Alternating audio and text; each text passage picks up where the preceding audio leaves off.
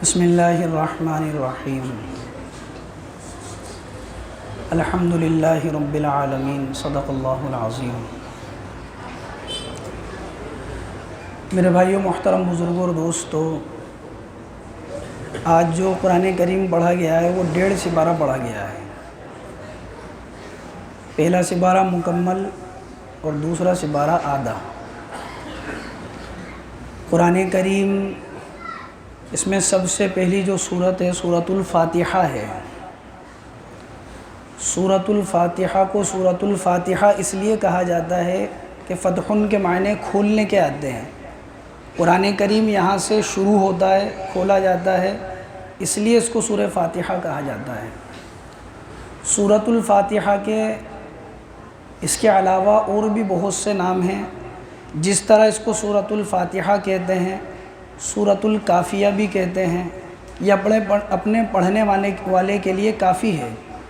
اسی طرح اس کو سورۃ الشفا بھی کہتے ہیں، اس کے پڑھنے سے آدمی کو شفا ملتی ہے۔ اسی طرح اس کو سورۃ العافیہ بھی کہتے ہیں، اس کا پڑھنے والا عافیت میں رہتا ہے۔ سورۃ الوافیہ بھی کہتے ہیں، سورۃ الحمد بھی کہتے ہیں، سورۃ الشکر بھی کہتے ہیں، ام القرآن بھی کہتے ہیں، ام الکتاب بھی کہتے ہیں، اساس القرآن بھی کہتے ہیں، یعنی قرآن کی جڑ۔ سورۃ الفاتحہ کی فضیلت احادیث کے اندر آتی ہے۔ حضور اکرم صلی اللہ علیہ وسلم نے ارشاد فرمایا کہ اس جیسی صورت، یعنی سورہ فاتحہ جیسی صورت نہ تورات میں ہے، نہ انجیل میں ہے، نہ زبور میں ہے، نہ پورے قرآن میں اس جیسی کوئی صورت ہے۔ سورۃ الفاتحہ کے بارے میں اللہ کے نبی علیہ الصلاۃ والسلام نے فرمایا کہ اس میں ہر بیماری سے شفا ہے، یعنی جو آدمی پڑھتا ہے اس کو شفا ملتی ہے، یا پڑھ کر دم کرتا ہے تو بھی اللہ تبارک و تعالیٰ اس کو شفا عطا فرماتے ہیں۔ اسی طرح روایتوں میں اس صورت کے بارے میں آیا کہ تمام صورتوں کے اندر سب سے عظیم صورت ہے۔ سورۃ الفاتحہ پورے قرآن کا خلاصہ ہے۔ عمومی طور پر پورے قرآن کے اندر اللہ تعالیٰ نے 6 مضمون ذکر کیے ہیں۔ نمبر 1 توحید، نمبر 2 رسالت، نمبر 3 احکامات، نمبر 4 قیامت یعنی بعث بعد الموت، نمبر 5 ماننے والے، اور نمبر 6 نہیں ماننے والے۔ پورے قرآن میں عام طور پر اللہ تعالیٰ نے ان 6 چیزوں کا تذکرہ کیا ہے۔ پوری سورہ فاتحہ کے اندر پورے قرآن کا خلاصہ ہے۔ الحمدللہ رب العالمین الرحمن الرحیم، تمام تعریف اس اللہ کے لیے ہیں جو سارے جہان کے پالنے والے ہیں، جو رحمان بھی ہیں رحیم بھی ہیں۔ اللہ تبارک و تعالیٰ نے اس میں وحدانیت توحید کا ذکر کیا ہے۔ اللہ ایک ہے، اس کی ذات میں، اس کی صفات میں کوئی شریک نہیں ہے، اس کا کوئی نظیر نہیں ہے، اس کا کوئی مثل نہیں ہے، اس کی کوئی مثال نہیں ہے، اس جیسا کوئی نہیں ہے۔ یہ اللہ کی وحدانیت ہے۔ اسی لیے قرآن میں جو آج پڑھا گیا اسی میں ایک آیت یہ بھی تھی، وَإِلَٰهُكُمْ إِلَٰهٌ وَاحِدٌ، کہو کہ تمہارا معبود وہ ایک ہے، وہی اللہ ہے، اس کے علاوہ کوئی معبود نہیں ہے۔ دوسری چیز سورۃ الفاتحہ میں جس کا ذکر کیا گیا ہے وہ قیامت بعث بعد الموت کا تذکرہ کیا۔ مالک یوم الدین، اللہ وہ ہے جو روز جزا کے دن کے مالک ہیں، یعنی جب آدمی قیامت کے اندر دوبارہ اٹھایا جائے گا، قبر کے اندر آدمی کو دفن کیا گیا، اب جب اٹھایا جائے گا آدمی تو اللہ تبارک و تعالیٰ اس دن اس کو بدلہ دیں گے۔ کسی نے اچھا عمل کیا تو اس کو ویسا بدلہ ملے گا، کسی نے برا کیا تو اس کو ویسا بدلہ ملے گا۔ اسی لیے قرآن کہتا ہے فَمَن يَعْمَلْ مِثْقَالَ ذَرَّةٍ خَيْرًا يَرَهُ وَمَن يَعْمَلْ مِثْقَالَ ذَرَّةٍ شَرًّا يَرَهُ، ذرے کے برابر نیکی کی تو وہ بھی پالے گا، برائی کی تو وہ بھی پالے گا۔ اسی لیے دوسرا مضمون اس کے اندر ہے قیامت کا تذکرہ کیا ہے۔ ہمارا یہ یقین ہے اہل ایمان کا کہ ہمیں مرنا ہے اور مرنے کے بعد دوبارہ زندہ ہونا ہے۔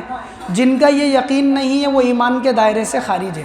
اللہ تبارک و تعالیٰ نے سورہ فاتحہ میں تیسرا مضمون ذکر کیا، اہدنا الصراط المستقیم، اے اللہ ہمیں سیدھے راستے کے اوپر چلا، سیدھا راستہ دکھا۔ اللہ تبارک و تعالیٰ نے اس آیت کے اندر جو ذکر کیا ہے وہ رسالت کا تذکرہ کیا ہے، یعنی انبیاء علیہ الصلاۃ والسلام کی بعثت۔ اللہ تبارک و تعالیٰ نے نبیوں کو کیوں بھیجا، نبی کیوں آیا کرتے تھے، انبیاء کا تذکرہ۔ قرآن کریم میں نام کے ساتھ 25 نبیوں کا تذکرہ ہے۔ چوتھی چیز اللہ تبارک و تعالیٰ نے ایاک نعبد و ایاک نستعین، اس آیت کے اندر احکامات کا ذکر کیا ہے۔ اے اللہ ہم تیری عبادت کرتے ہیں، تیری ہی عبادت کرتے رہیں گے، تجھ سے مدد طلب کرتے ہیں، تجھ ہی سے مدد طلب کریں گے۔ ہمارا خالق، ہمارا مالک، ہمارا حاجت روا، ہمارا مشکل کشا اے اللہ تو ہے، ہم تجھ سے مدد طلب کرتے ہیں اور تجھ ہی سے مدد طلب کرتے رہیں گے۔ جب سے پیدا ہوئے ہیں تب سے لے کر موت تک یہ ماتا تیرے ہی آگے ٹکے گا، تیرے ہی آگے ٹکتا ہے، تیرے آگے ہاتھ اٹھتے ہیں، تیرے علاوہ یہ ہاتھ کہیں نہیں اٹھیں گے۔ ایاک نعبد و ایاک نستعین میں احکامات کا تذکرہ کیا، نماز کا، روزے کا، پورے قرآن میں ان چیزوں کا تذکرہ احکامات کہتے ہیں جنہیں۔ صراط الذین انعمت علیہم کے اندر اللہ تبارک و تعالیٰ نے ماننے والوں کا تذکرہ کیا، اے اللہ ہم ان لوگوں کے راستے پر چلا جن پر تو نے انعام کیا۔ انعام ان لوگوں پر کیا، من النبیین والصدیقین والشہداء والصالحین، نبی ہیں، صدیقین ہیں، شہداء ہیں، صالحین ہیں۔ غیر المغضوب علیہم ولا الضالین، اے اللہ ان لوگوں کے راستے سے تو ہماری حفاظت فرما جنہیں تو نے گمراہ کر دیا، جو ضال گمراہ ہیں اور جن پر تیرا غیظ و غضب نازل ہوا ہے۔ اس آیت میں نہیں ماننے والوں کا تذکرہ کیا ہے۔ پوری سورہ فاتحہ میں 6 مضمون ہیں جو قرآن کریم میں عام طور پر ذکر کیے گئے ہیں۔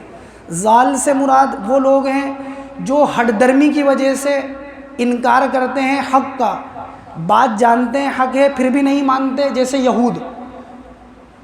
غیر المغضوب علیہم سے مراد وہ لوگ مراد ہیں کہ جن پر اللہ تبارک و تعالیٰ کا غیظ و غضب نازل ہوا۔ اس سے مراد وہ لوگ ہیں جو ہٹ درمی کی وجہ سے اللہ کا انکار کرتے ہیں، قیامت کو نہیں مانتے ہیں۔ اور ولا الضالین سے مراد نصارہ ہیں، غیر المغضوب علیہم سے مراد یہود ہیں۔ سورۃ البقرہ یہ قرآن کریم کی جو سورت ہے، اس کو سورۃ البقرہ اس لیے کہا جاتا ہے، اس میں گائے کا ایک واقعہ ہے جو میں نے پچھلے سال تذکرہ کیا تھا۔ سورۃ البقرہ یہ قرآن کی سب سے بڑی سورت ہے۔ اس کے بارے میں حدیث میں آتا ہے اس کی ہر آیت کے ساتھ 80 فرشتے اللہ تبارک و تعالیٰ نے اتارے ہیں۔ سورۃ البقرہ سے متعلق آتا ہے حدیث کے اندر، اس کا پڑھنا بابرکت ہے، اس کا چھوڑنا حسرت اور نقصان کی چیز ہے۔ جو اس کو پڑھتا ہے اہل باطل اس کے اوپر قابو نہیں پا سکتے۔ مفسرین نے لکھا ہے کہ اہل باطل سے مراد جادوگر ہیں۔ جو آدمی سورۃ البقرہ پڑھتا ہے یا جس گھر میں سورۃ البقرہ پڑھی جاتی ہے کہ اس گھر کے اندر جادوگروں کا جادو نہیں چلتا ہے۔ آپ دنیا کے کسی بھی چکر کے اندر نہیں پڑھیں، آپ اللہ کا قرآن پڑھیں، اللہ کا کلام پڑھیں، اللہ رب العزت آپ کی حفاظت فرمائیں گے۔ سورۃ البقرہ سے متعلق اللہ کے نبی علیہ الصلاۃ والسلام نے فرمایا، جو شخص سورۃ البقرہ پڑھتا ہے گھر میں، اس گھر کے اندر شیطان داخل نہیں ہو سکتا۔ سورۃ البقرہ کے اندر وہ عظیم آیت ہے جو تمام آیتوں کی سردار، تمام آیتوں میں سب سے افضل ہے، جس کو آیت الکرسی کہا جاتا ہے۔ سورۃ البقرہ یہ سورت جو ہے حضرت عمر رضی اللہ عنہ نے اس سورت کو تفسیر کے ساتھ ایک ایک آیت کو پڑھا، اس پر عمل کیا، اس کے ساتھ 12 سال کے اندر سیکھا تھا۔ اور جب حضرت عمر رضی اللہ عنہ نے سورۃ البقرہ کو سیکھا تو ایک اونٹ ذبح کیا اور لوگوں کی دعوت کری۔ حضرت ابن عمر رضی اللہ عنہ جو حضرت عمر رضی اللہ عنہ کے بیٹے ہیں، انہوں نے 8 سال کے اندر اس سورت کو سیکھا تھا۔ قرآن کریم سیکھنے کی چیز ہے، قرآن کریم پڑھنے کی ہے، اس میں جتنا وقت لگ جائے آدمی اتنا وقت اس کے اندر لگائے۔ سورۃ البقرہ ہی کے اندر اللہ تبارک و تعالیٰ ارشاد فرماتے ہیں، سَيَقُولُ السُّفَهَاءُ مِنَ النَّاسِ مَا وَلَّاهُمْ عَنْ قِبْلَتِهِمُ الَّتِي كَانُوا عَلَيْهَا، یہ تیسرا مضمون ہے۔ اللہ تبارک و تعالیٰ نے اس کے اندر تحویل قبلہ یعنی قبلے کا پلٹ جانا اس کا تذکرہ کیا ہے۔ حضور اکرم صلی اللہ علیہ وسلم، بعض مفسرین کے نزدیک جب اللہ کے نبی مدینہ ہجرت کر کر آئے ہیں مکہ سے، تو آپ علیہ الصلاۃ والسلام بیت المقدس کی طرف رک کر نماز پڑھتے تھے۔ یہ جو بیت المقدس تھا یہ یہودیوں کا بھی قبلہ تھا، اہل ایمان کا بھی قبلہ قرار دیا گیا۔ حضور اکرم صلی اللہ علیہ وسلم نے 16 یا 17 مہینے اسی کی طرف رک کر نماز پڑھی، لیکن آپ علیہ الصلاۃ والسلام کی دل کی تمنا تھی، دل کی خواہش تھی کہ میرا قبلہ بیت اللہ کو بنا دیا جائے، ہمارا قبلہ بیت اللہ کو بنا دیا جائے۔ تو حضور بار بار اپنی نگاہوں کو آسمان کی طرف اٹھا کر دیکھتے ہیں۔ اللہ رب العزت قرآن میں فرماتے ہیں، قد نرا تقلب وجہک فی السماء، اے محمد صلی اللہ علیہ وسلم آپ جو آسمان کی طرف نگاہ اٹھا کر دیکھتے ہیں، اللہ دیکھ رہے ہیں اس کو، آپ کے چہرے کو۔ اے محمد صلی اللہ علیہ وسلم اگر آپ کے دل کی تمنا یہ ہے کہ آپ کا قبلہ، آپ کا کعبہ بیت اللہ کو قرار دے دیا جائے، تو فَلَنُوَلِّيَنَّكَ قِبْلَةً تَرْضَاهَا فَوَلِّ وَجْهَكَ شَطْرَ الْمَسْجِدِ الْحَرَامِ، ہم نے آپ کو حکم دے دیا کہ آپ مسجد حرام کی طرف رخ کریں۔ جو نبی کے دل میں بات آئی، خواہش ہوئی نبی کی، اللہ تبارک و تعالیٰ نے وہی حکم نازل فرما دیا۔ اس لیے حکم ہو گیا کہ اب بیت المقدس کی طرف رخ نہیں کرنا ہے بلکہ بیت اللہ کی طرف رخ کرنا ہے۔ تو جب بیت اللہ کی طرف رخ کیا گیا تو یہود نے اعتراض کیا۔ دنیا کے اندر ہمیشہ یہ بات یاد رکھیں آپ، دنیا میں ہر دور میں ایسے لوگ گزرے ہیں جو لوگ اعتراض کرتے ہیں، ان کی زندگی اعتراض میں گزر جاتی ہے، اور اعتراض کرتے کرتے ہی ہر درمی ہی کے اندر مر جاتے ہیں اور ہدایت نصیب نہیں ہوتی ہے ایسے لوگوں کو۔ ابو جہل کو دیکھ لو، ساری زندگی اعتراض کرتا تھا، مر گیا، کافر ہو کر مرا ہے۔ ابو لہب کو دیکھ لو، زندگی بھر اعتراض کیا، مر گیا، کافر ہو کر مرا ہے۔ عتبہ کو دیکھ لو، شیبہ کو دیکھ لو، عقبہ ابن ابی معیط کو دیکھ لو، اور اس سے پہلے انبیاء علیہ الصلوۃ والسلام کے زمانے کو دیکھ لو، جو نبی پر اعتراض کرتے تھے کفر کی زندگی میں ان کی موت آئی ہے۔ جو نبی کے وارث علماء پر اعتراض کریں گے، امام مالک رحمۃ اللہ علیہ فرماتے ہیں کہ علماء کی ناقدری کرنا انسان کی بری موت، ایمان چھن جانا اور ایمان کے بغیر خاتمہ ہونا، یہ اس کی علامت ہے۔ اسی لیے فتاوی عالمگیری کے اندر لکھا ہے، جو آدمی کسی بھی عالم سے بغیر سبب کے، بغیر کسی وجہ کے دل میں گندگی رکھتا ہے، کفر پر اس کی موت ہوگی، ڈر ہے اس بات کا۔ اس لیے انبیاء کے زمانے میں بھی لوگ اعتراض کرتے تھے۔ ایک اعتراض یہ بھی تھا، یہود کہنے لگے کیا ہو گیا مسلمانوں کو، سیقول السفہاء من الناس ما ولاھم عن قبلتہم التی کانوا علیہا، کیا ہو گیا مسلمانوں کو، بیت المقدس کی طرف رخ کرتے تھے، اب بیت اللہ کی طرف کس نے پھیر دیا ان کو؟ اللہ تبارک و تعالیٰ نے آیت نازل فرما دی، تم اعتراض کرتے رہو، اسی اعتراض میں مر جاؤ۔ قل للہ المشرق والمغرب، مشرق اور مغرب سب اللہ کا ہے، اللہ جہاں چاہیں گے وہاں حکم کریں گے، ہاں کسی کی طاقت نہیں، اللہ کا حکم ہے اصل، جو اللہ کا حکم ہوگا وہ ہوگا۔ اللہ تبارک و تعالیٰ نے اس آیت کے اندر ہی فرمایا۔ چوتھا مضمون اللہ تبارک و تعالیٰ نے جو ذکر کیا، شہر رمضان الذی انزل فیہ القرآن، رمضان وہ مہینہ ہے جس میں اللہ تعالیٰ نے قرآن کو نازل کیا۔ قرآن 2 مرتبہ نازل ہوا ہے، لوح محفوظ سے آسمان دنیا تک یہ 1 مرتبہ میں نازل ہوا ہے رمضان میں۔ دوسرا لوح آسمان دنیا سے حضور کے دل کے اوپر 23 سال کے عرصے میں نازل ہوا ہے، وقتاً فوقتاً، تھوڑا تھوڑا۔ اللہ کی جتنی بھی کتابیں ہیں، چاہے وہ تورات ہو، موسیٰ علیہ السلام کو جو عطا کی گئی وہ بھی رمضان میں اللہ تعالیٰ نے عطا کری، چاہے وہ حضرت ابراہیم کو دیے جانے والے صحیفے ہوں وہ بھی رمضان میں، چاہے داؤد علیہ السلام کو دی جانے والی کتاب ہو زبور وہ بھی رمضان المبارک میں، یا عیسیٰ علیہ السلام کو عطا کی جانے والی کتاب انجیل ہو وہ بھی رمضان میں۔ اس لیے قرآن کو رمضان سے خاص مناسبت ہے۔